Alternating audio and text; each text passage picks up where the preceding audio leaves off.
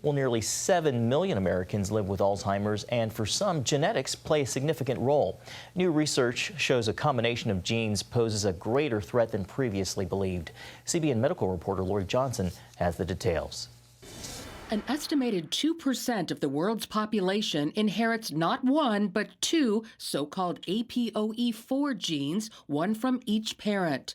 Until now, scientists considered this a red flag for developing Alzheimer's, but now see it as more of a certainty. So that indicates that it is not just a risk factor, but that it's a strong predictor that these individuals would develop Alzheimer's pathology. The research published in Nature Medicine reports these recipients make up about 1 in 6 Alzheimer's cases. If you have a strong family history, where a number of relatives have died with early onset Alzheimer's disease, go talk to your doctor. Unfortunately, Alzheimer's patients inheriting the two genes are often denied leading Alzheimer's drug Leqembi because they're reportedly more vulnerable to the medicine's side effects of potential brain bleeding and swelling. The good news, smarter choices have helped certain patients. Some folks who inherited two APOE4 genes and began experiencing symptoms say they reversed course thanks to epigenetics,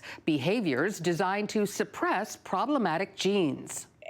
As you can imagine, I was terrified. 10 years ago, Julie Gregory couldn't remember the way home or recognize familiar faces. I even contemplated ending my own life.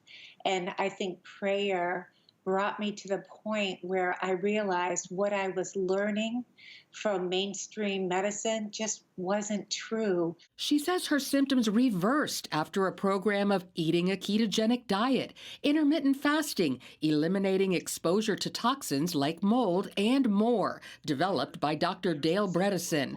Julie's story is one of 7 featured in his book, The First Survivors of Alzheimer's. They gave their specific protocols because they are personalized.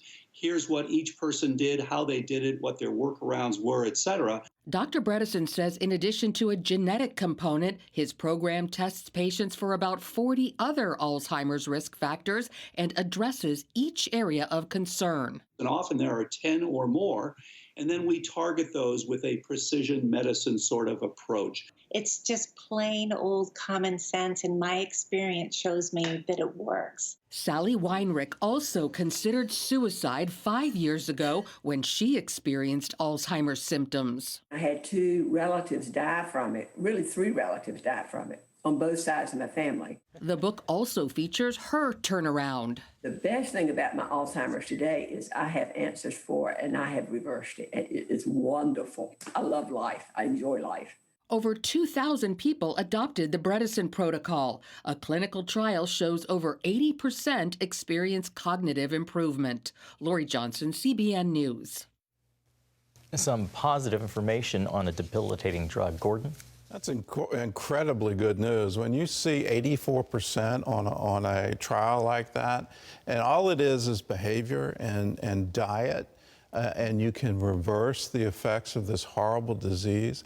If you want more information, we've got it for you. All you have to do is go to cbnnews.com, where you can get details on this Bredesen, I'll call it a breakthrough. It's tremendous. If you're noticing any cognitive decline, it's early intervention. Don't put it off. Don't think, well, I didn't sleep well last night, or whatever, trying to shrug it off. Get medical help, but sometimes, just looking at behavior.